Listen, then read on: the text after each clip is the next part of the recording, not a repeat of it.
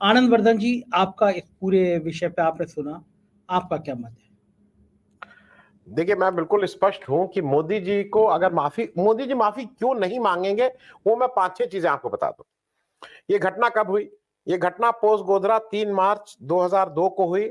उस समय का चीफ मिनिस्टर कौन थे? नरेंद्र मोदी जी थे। ये मैं क्यों नहीं मांगेंगे, क्योंकि माफी एक बार मांगेंगे तो माफी फिर पिछले 20 साल में हर कृत्य पे मांगनी होगी। फिर ये जब ये ट्रांसफर हुआ केस, ये मान के कि गुजरात में इस बच्ची को न्याय नहीं मिल पाएगा, तो उस समय का गुजरात का चीफ मिनिस्टर कौन था जिसकी सरपरस्ती में ये माना गया कि इसको न्याय नहीं मिलेगा? नरेंद्र मोदी थे। फिर 2008 में बॉम्बे में सेशन कोर्ट में इसको सजा हुई, और उसके बाद का एक इंपॉर्टेंट है, 2011 में बॉम्बे हाई कोर्ट की एक जस्टिस थी, जस्टिस वीके ताहिल रमानी। उन्होंने उस सेशन कोर्ट के निर्णय को अपहेल्ड किया। उन्होंने कहा बिल्कुल ठीक है, इन लोगों को उम्र कैद होनी चाहिए। इन लोगों को फांसी क्यों नहीं हुई थी मुझे नहीं मालूम, क्योंकि rarest of the rare crime था।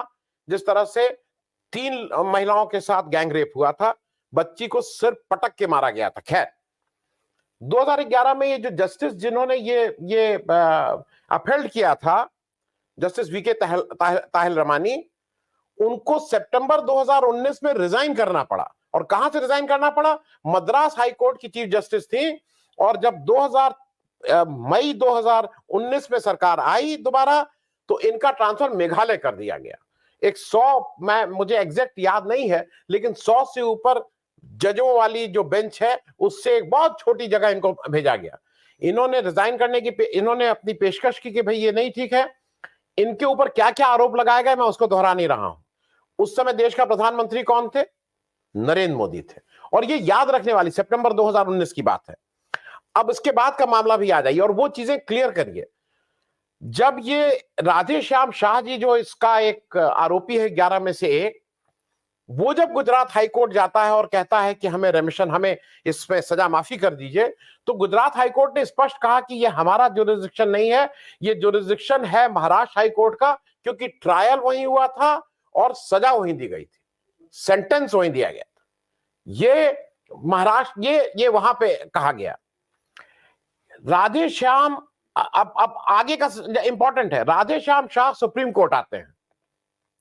जो सुप्रीम कोर्ट में जो जो बेंच इनको जो भी रिलीफ देती है, उस बेंच में जस्टिस अजय रस्तोगी, जस्टिस विक्रम नाथ, मैं और कुछ नहीं कहूंगा। जस्टिस अजय रस्तोगी, जस्टिस विक्रम नाथ। जस्टिस विक्रम नाथ उत्तर प्रदेश के इलाहाबाद हाई कोर्ट से गए हुए हैं। Chief justice Gujarat high court थे। जस्टिस विक्रम नाथ को जब जज बनाया गया, अब वो सीजीआई की उसमें है, उनको चीफ जस्टिस ऑफ इंडिया बनना ही बनना है। एक बात और बता दूं, इसलिए कि उसका इससे कोई लेना देना नहीं, लेकिन क्या मानसिकता है ये समझ में आ जाएगी। जस्टिस विक्रम नाथ जी की पत्नी संगीता श्रीवास्तव जी इलाहाबाद यूनिवर्सिटी की वाइस चांसलर है। वो होम साइंस की टीचर है और इलाहाबाद यूनिवर्सिटी के वाइस चांसलर है। 2 साल पहले अगर आप लोगों को याद हो, तो उन्होंने लिखित शिकायत की थी डीएम के सामने कि सुबह की अजान से मुझे सोने में दिक्कत होती है, सुबह की अजान होती है तो ये अजान बंद करवाइए।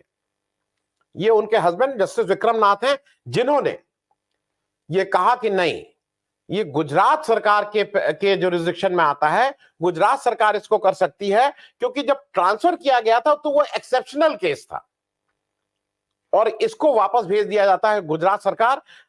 अब इस समय प्राइम मिनिस्टर देश का कौन, जब ये सब था? नरेंद्र मोदी जी। उसके बाद गुजरात सरकार में रेमिशन मिल जाता है, सारी फाइल घूमती है, मैं उसको रिपीट नहीं कर रहा हूं। कौन गृह मंत्री और कौन प्राइम मिनिस्टर? मोदी जी।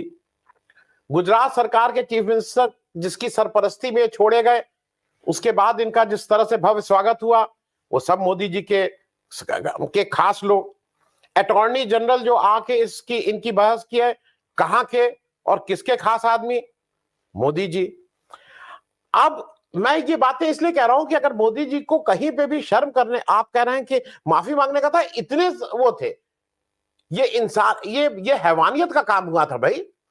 ये कोई लीगल पॉइंट नहीं था कि इस लीगल पॉइंट में कहीं कम और कहीं ज्यादा, ये हैवानियत का काम था, rarest of the rare crime था। और सबसे बड़ी बात, मैं आखिरी बात इसलिए क्योंकि मैं भी श्रवण जी को सुनना चाहता हूं, कहा क्या गया है, क्योंकि ये देश का लॉ है, ये अगर इस कसाब को इस देश में ट्रायल मिल सकता है तो किसी को भी मिलेगा। कहा यह गया है कि ये लोग जब जेल में आ जाएं तो अगर ये चाहें तो ये महाराष्ट्र सरकार से अपने रिमिशन की बात कर सकते हैं। कौन सी महाराष्ट्र सरकार? जिसको सुप्रीम कोर्ट ने कहा हुआ है कि ये महाराष्ट्र सरकार वो सरकार है जिसको राज्यपाल ने गलत ढंग से पुरानी सरकार को किया था, तो ये भी सरकार ठीक सरकार नहीं है, तो उसको फिर ये जा सकते हैं। तो आपको गड़बड़ झाला इतना लगेगा कि ये क्या हो रहा है। और यहां पे सुप्रीम कोर्ट ने कुछ चीजें कही हैं, अगर आपको शर्म आती है तो आपको शर्म आएगी। मैं आपसे ये थोड़ी कहूंगा कि संजय आपको, मैं अगर इशारों में साफ साफ कह रहा हूं तो आपको शर्म नहीं आए। सुप्रीम कोर्ट ने कहा है, जो आपने अपने ओपनिंग उसमें दिखाया था वीडियो में, abuse of power by state of Gujarat. Gujarat सरकार ने अपनी शक्तियों का अब्यूज किया, दुरुपयोग किया है, यह कहा गया है। और यह सब जबरदस्ती की बात है। कहना यह है कि वो जो राधे श्याम आए तो हमें पता ही नहीं था। देश में जज की कुर्सी पे बैठने वाले को बिल्किस बानो का क्या हुआ था और किसने किया था पता ही नहीं था, कि किस स्टेट में हो रहा था, किस स्टेट से ट्रांसफर हुआ था। इस तरह की मतलब ऐसी बातें कही जा रही हैं जिसका कोई सिर पैर नहीं है।